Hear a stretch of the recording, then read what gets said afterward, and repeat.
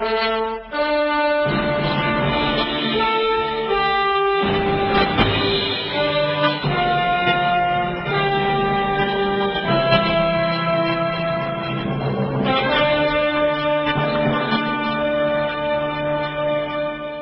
here's CNN saying that Abubakar Shekau is the face of terror. Now, by the way, no one's ever seen his face. Well, I'm sure his wife has seen his face. He doesn't reveal his face in any of his videos. I have no idea what he looks like. He can't be the face of terror. We can't even see his face. He can be the mask of terror, but he can't be the face of terror. And Boko Haram, as it relates to Islamic terrorism, while its actions are vicious, it's no different than the Islamic terrorist groups that are terrorizing Somalia, Sudan, Syria, Egypt, Afghanistan, Iraq, and we can go on and on. There really is no difference. They're all the same. So why would you take one person? Are we going to make this masked man, Abubakar, the new Osama bin Laden? Is that the idea? Are we going to make him the new Yasser Arafat? And make him the face of terror? Is that what's going to happen? As opposed to holding up a Quran and saying, this is the face of terror. We're going to have this moron out there in Nigeria be the embodiment of everything we fear? He's the boogeyman. Can't have a book as a boogeyman because that would require me to read it. But if we can make this guy the boogeyman, I don't have to read anything. All I have to do is say, yeah, he's bad. Go get him. Sick. That's what it's really all about. He's a ruthless leader with a twisted ideology. Do they know that his ideology is Islam?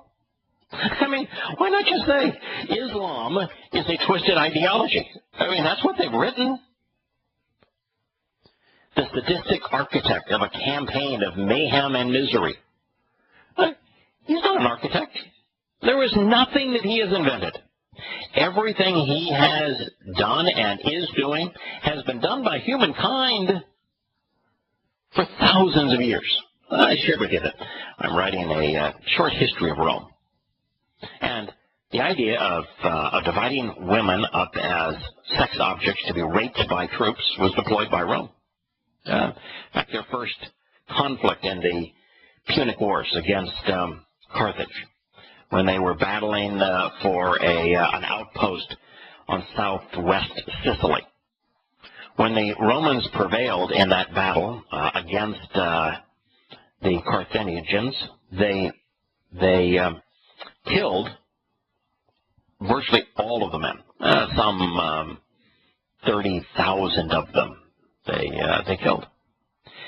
They then took some 4,000 survivors from the civilian population, young boys typically, and they sold them into the slave markets.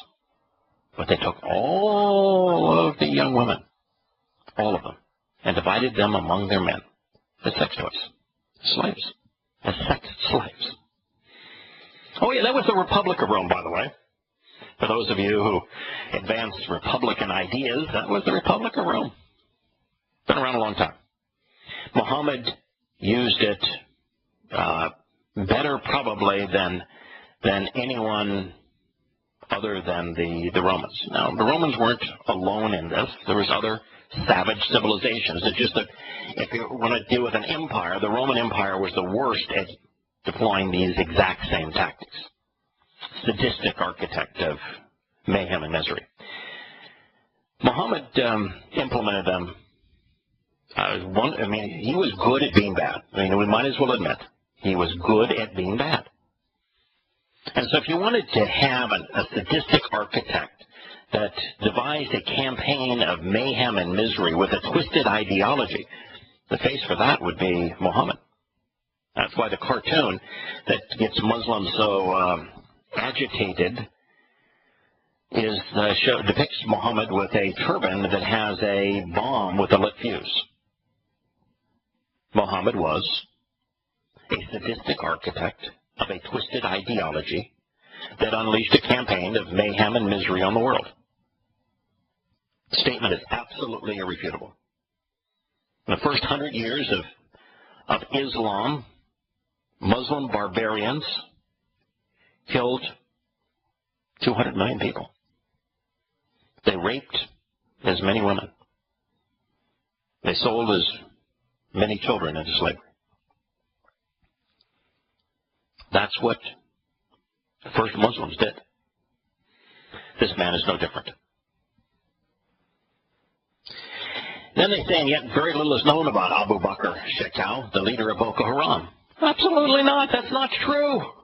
He's an Islamic cleric. He wasn't even the founder of Boko Haram. He was the number 2.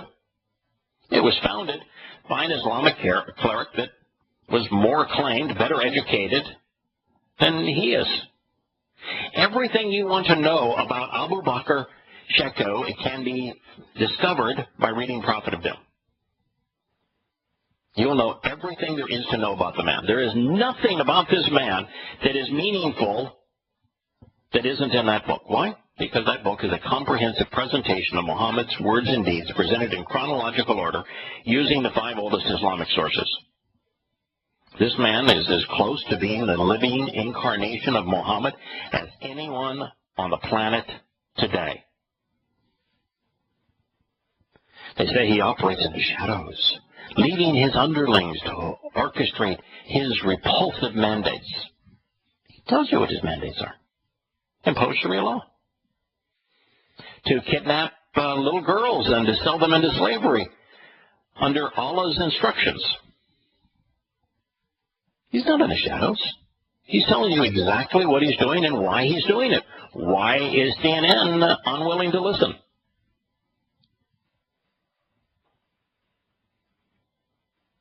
They say that he resurfaces every once in a while in a videotaped message to mock the impotence of the Nigerian military. The Nigerian military here has been worse than impotent. They are like the U.S. military. When it comes to Islam, the U.S. military, like the Nigerian military, is worse than impotent. Impotent would suggest that they're incapable of doing anything that would be considered worthwhile. What's worse than impotent? Being counterproductive. America's military in Afghanistan was counterproductive.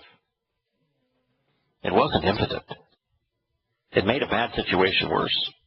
America's military in Iraq wasn't impotent. It was counterproductive. It made a bad situation much worse. America's military presence in Somalia wasn't impotent. It made a bad situation worse. America's military presence in Libya wasn't impotent. It made a bad situation worse. America's military presence in Egypt is not impotent. It's just making a bad situation worse. America's military involvement in Qatar and Saudi Arabia cannot be considered impotent. No. We've contributed to making a bad situation worse. A lot of that is because you can't successfully fight a religious agenda with bullets and bombs. That was the lesson we should have learned in Vietnam. And you might say, wait a minute, the North Vietnamese, they weren't religious, they were communists. Communism is part of the religion of socialist secular humanism. They were as much a religious devotee as the Muslims are today, as the Nazis were in their time. Yeah, Nazism was a religion too. Hitler wrote Mein Kampf as a religion. It's a religious text. It says it's a religious text. It is a religious text. When Adam Weishaupt, who founded the Illuminati, the Order of the Illums, when he promoted his religion through Freemasonry, his goal was to create a replacement religion. The religion he hated at the time was Roman Catholicism. Hated it because they had all the power. And so he knew that if he was going to control people, he would have to have a replacement religion. He created socialist secular humanism as his replacement religion. Political correctness is its moral code. And And so in Vietnam, we were up against a religious foe. We tried to beat them with bullets and bombs. Every bullet we fired, every bomb we dropped, manufactured more foe than existed before. We manufactured more of them than we killed. Same thing with Americans' drones in Pakistan and Yemen. We're manufacturing far more terrorists than we're killing. That's the reason why armies are counterproductive in this regard. There is a weapon that you can wield at a religious terrorist. Words. Tell the truth. Do your homework. Cite from their scriptural sources and use the words of their most respected scriptural sources against them. Expose who Muhammad was. Tell the truth. Do the opposite of the Muslim guy. Rather than take a snippet out of context and mistranslate it to create the impression that the religion is just swell. Tell the truth about it. Cite it in context. Cite it accurately. If you want to destroy Islam's capacity to commit 99% of the world's acts of terrorism, don't combat it with bullets and bombs. Expose it. Condemn it. Words wielded wisely. Do exactly what the politically correct in America's academic institutions and media and politics don't want you to do, which is to speak in condescending tones against that which is ruthless and evil. Simply tell the truth. And so it's true that the Nigerian military has been completely impotent. They're using the wrong weapons. They are exacerbating the problem. Then it says in this article, he uses his faith to recruit the impressionable and the disenfranchised to his cause. Why doesn't he say he uses Islam? That's his faith, isn't it? Why couldn't they just say he uses Islam? I haven't mentioned Islam all the way through this thus far. He uses Islam to recruit the impressionable. That's the entire basis of religion. If it wasn't for impressionable individuals, there would be no religion. You don't sell a faith based upon evidence and reason. It's called faith because there is no evidence and reason to support it. It is always marketed to those who are impressionable. It's never sold to those who are rational and informed. In fact, being rational and informed is the antidote to keep from being impressed by religion. We'll be back after the ads.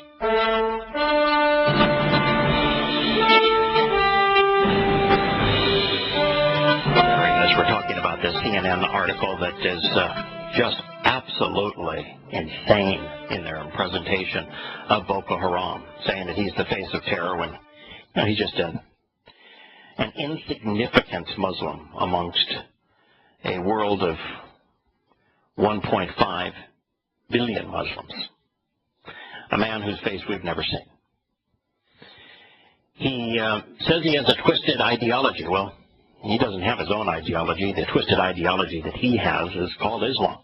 You'll find it in the Quran. A sadistic architect of a campaign of mayhem and misery.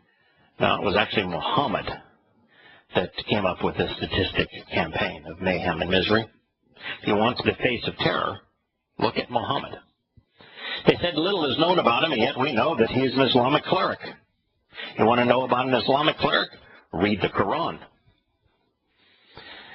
This says that he uses his underlings to orchestrate his repulsive mandates, and yet he's very clear. He doesn't have a mandate.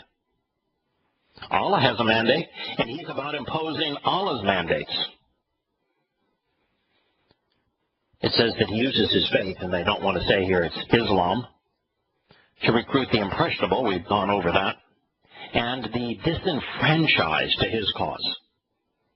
Well, before we dissect disenfranchised, once again, he doesn't have a cause. Doesn't have a cause.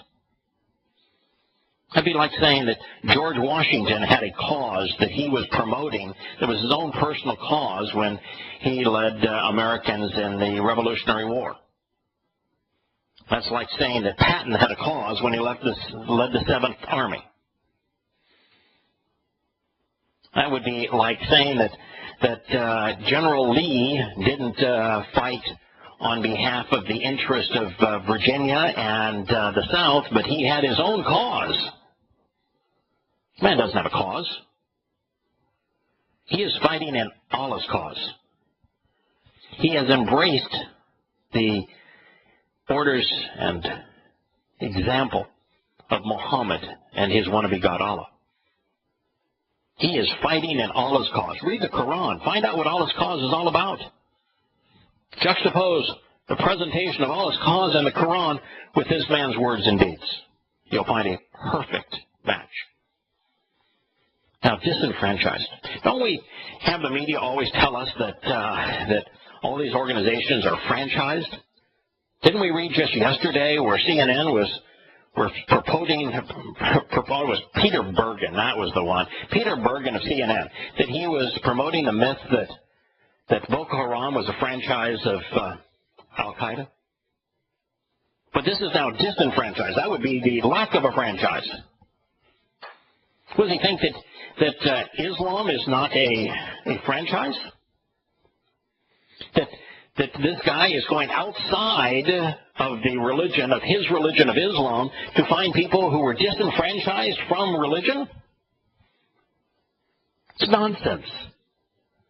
He's incorporating within the franchise. And the franchise is the religion of Islam. I mean, again, it's like, okay, I can write a word disenfranchised. I can write impressionable. I can write the word faith. I can write recruit, and I can string these words together, and yet everything that is being conveyed is the opposite of what is true. Abubakar, this article says, was born in the Shekau village. That's why his last name is Shekau. His name is Abubakar, but it's Abubakar of Shekau. So we just call him Abubakar. Abubakar is, the reason he's Abubakar is because that's the individual within Islam that he identifies with. This man that was willing to sacrifice his 6-year-old daughter, throwing her in bed with a 50-year-old Muhammad. He studied under a cleric. What kind of a cleric do you think? You could write this, actually, CNN. He studied under an Islamic cleric. They call Islamic cleric imams. He studied under a cleric and then attended Borno State College of Legal and Islamic Studies for higher studies on Islam. Islamic studies for higher studies on Islam. That's almost funny. Gee, I wonder what he learned there. Let's see. It was the Islamic studies for higher studies on Islam. Do you think that maybe between the cleric, who was Islamic, and his higher studies on Islamic studies, that he understands Islam, that he's motivated by Islam? He's also known as Jarul Tawheed, which translates to an expert in monotheism, or the oneness of Allah. Oh, isn't Allah one? So monotheistic of him. Now, I want to ask you a question. Why is it better to have one false God than many false gods? Or no God at all?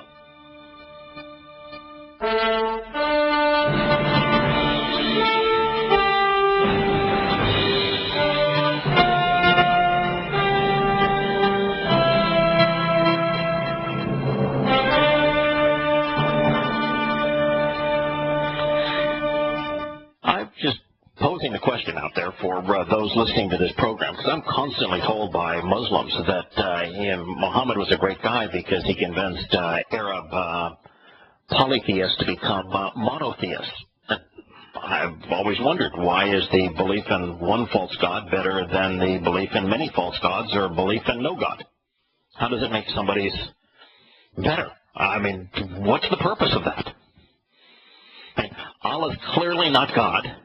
So why is the study of the oneness of Allah appropriate? Beyond that, Allah's got a bunch of names in the Quran. The first name for Allah in the Quran happens to be Satan's name, Lord.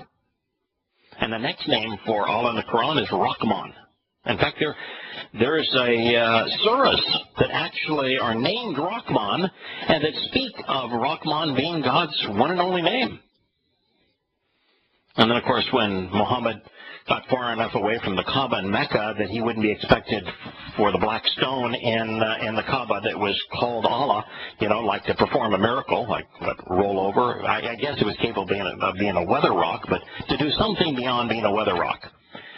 Then he renamed his God from Rahman and the Lord to Allah. But Allah is clearly a false God. Allah is equal parts self-portrait of Muhammad and a characterization of the nature of Satan. That's what he is. If you look at the Roman Empire, which I've been spending a lot of time here doing recently, the Roman Empire got worse when it went from being pagan to Christian, when it went from having the influence of many gods, all false, to the influence of one false god, because they turned Jesus Christ into a caricature modeled after Dionysus. And moving from many gods to one god didn't make them better. They were worse. You look at the caliber of leader and behavior in Rome after it was influenced by Christianity. It got worse, not better. And there is no indication that one God is better than many gods. Now, there happens to be only one God, but he ain't Allah. And he's not Jesus Christ. This next part of this article shows that the writer was in a Build Your Vocabulary club, and the word of the day was polyglot. Now, I'm going to tell you, I've got a decent vocabulary. I must not be in the same club because I actually had to mouse over polyglots to find that it is a linguist, somebody that speaks many languages. Since I guess they used monotheism in the previous sentence, they would use a word that had poly in it in the next. Polytheist, and so it's polygamist, which means many, polygamous, many wives. And so a polyglot is somebody that speaks more than one language. So he is a polyglot. Now, why is that material? I'm going to tell you, why is that material? Why do we care? How is speaking more than Arabic and Hausa, the local language, meaningful in this case? What does it contribute to his motivation, his behavior? This tells us that Boko Haram was founded by Muhammad Yusuf. Muhammad Yusuf. You think that Muhammad was a Baptist? I don't think so. You think Muhammad was a communist? I doubt it. You see, Muhammad was a charismatic, well-educated cleric. Well-educated by what standards? Did he have a PhD in Islamic studies? Do you think that if you spent 6 years in school wallowing in the rubbish of the Quran, that you're better educated than somebody that spends no years wallowing in the rubbish of the Quran? But he was a charismatic, well-educated cleric, and CNN wants you to know the thing that really was interesting about him wasn't his Islamic ambitions. No, it's that he drove a Mercedes. Yes, he drove his Mercedes as part of his push for a pure Islamic state in Nigeria. That's what it says. What's the push? If Nigeria becomes a pure Islamic state, if the whole state capitulates to Islam, there'll be a Mercedes in every driveway? Is he inferring that Muslims invented Mercedes? That they build Mercedes? That Islam will make them rich and prosperous so they'll be able to buy Mercedes? What in the world? I mean, you just scream when you look at what leading journalists write. It says he wasn't too effective as a leader. Now, wait a minute. It said he was charismatic. And then it said he wasn't effective as a leader. He had a hard time keeping his second in command in check, and his second in command? Abubakar. He says that Abubakar was more radical and had grander designs. How is that possible? Muhammad was pushing for a pure Islamic state in Nigeria, where you were either a Muslim in the entirety of Nigeria or you were dead. 50% of the population of Africa's most populous nation, isn't Islamic. 50% are Muslims.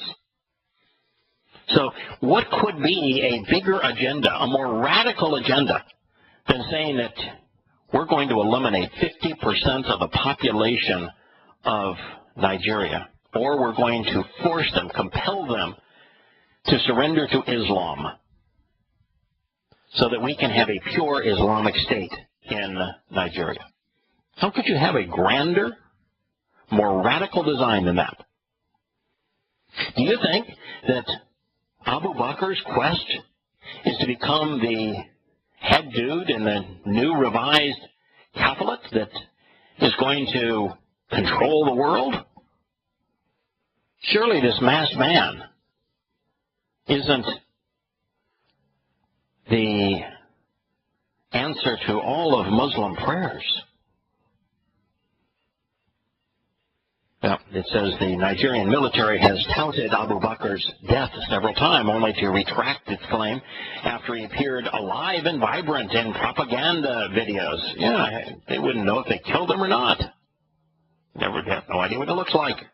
They said they almost caught him back in September of 2012 when they raided his home where he had snuck in for his 6-day-old baby's naming ceremony. He managed to get away with a gunshot wound to his thigh. Oh, so he can be identified now. Just tell him to pull up his robe. His wife and 3 children were taken away by the military. Ooh, that was stupid. You got a guy that is motivated by Islam to kidnap little girls, to kill women. And you capture his wife and children? Wow. Talk about stupid. Why would you do that? Why would you take a guy that's naturally prone to be mad and make him madder? Why go up to the beehive and kick it? Wow. Unbelievably stupid. Now you want to know why he's taunting everyone and kidnapping the little girls and selling them, because it's in all his Quran and Sharia law that legalizes that makes it a grand Islamic joyride, perfectly in concert with Allah's commands. But would he be doing it if the Nigerian army hadn't kidnapped his wife and 3 children? The Northeast, where Boko Haram has been most active, is economically depressed because that's where most of the Muslims are. I mean, with the exception of the few places that float on oceans of oil, every place Islam infects is economically depressed. That's the reason why the intifadas were called in Israel. Without having access to oil, the Jews made the desert bloom. And they took the Muslims living there along with them. And the Muslims living in Israel became the freest, richest, best educated, healthiest Muslims in the world. And so to demonstrate that, oh boy, it couldn't be Islam that was holding Muslims back, they decided to go after and start killing and terrorizing the Jews that had created such a positive lifestyle for the Arab Muslims living in their country. So yeah, it's economically depressed. among the least educated regions. That's also true with Islam. There isn't one world-class university in the Islamic world. There hasn't been an academic discovery by a Muslim in the past 100 years.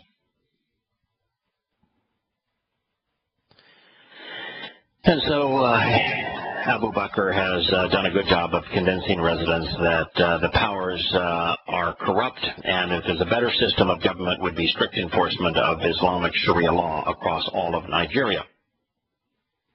Imagine that. That you're selling people this idea that Sharia law, which is based on Muhammad's words and deeds. Muhammad was a pedophile. He was a rapist. He was incestuous. He was a womanizer. He was a slave trader. He was a kidnapper. He was a mass murderer. He was a ruthless terrorist. He was sadistic. He was, by his own admission, dishonest and demon-possessed. And that a legal system based entirely on his words and deeds would resolve the problems of corruption, and that would be a better system. You can see why Islam only prevails among those who are ignorant and irrational. His promise, coupled with a weapon and a license to plunder, has been enticing hundreds of young men. Where do you think he got his license to plunder? Have anyone with CNN ever read the 8th surah of the Quran? Stealing is lawful and good. Have they ever considered where that license to plunder came from? Why Muslims have plundered for 1,400 years? We'll return to Shattering This after.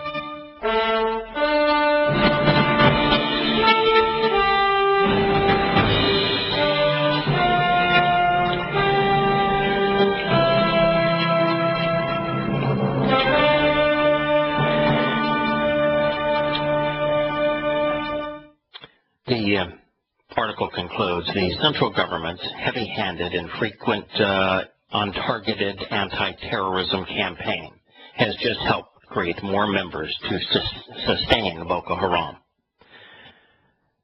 That is absolutely true. The Nigerian government, just as is the American government, is responding in a way that is exacerbating the problem. America is not fighting a war on terrorism, it's creating a war on terrorism. Everything that the Nigerian government has done has been counterproductive, just as everything the American government has done as it relates to fundamentalist Islam and the terrorism it inspires has been counterproductive. Far worse than doing nothing. Yes, there are things worse than doing nothing. Doing that which is counterproductive.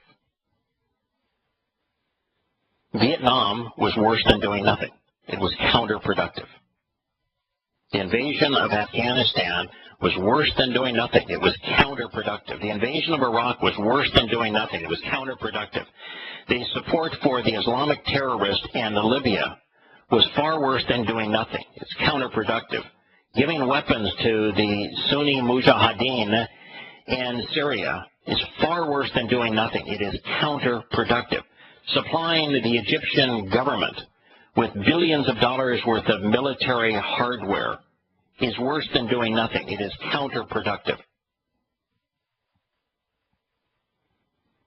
There are things we can do that would be productive, like to shed our ignorance, to learn the truth, to do a study of the evidence and then apply reason to what you discover, and then to have the backbone to stand up and tell the truth, to expose and condemn the individuals and the doctrines that are so merciless.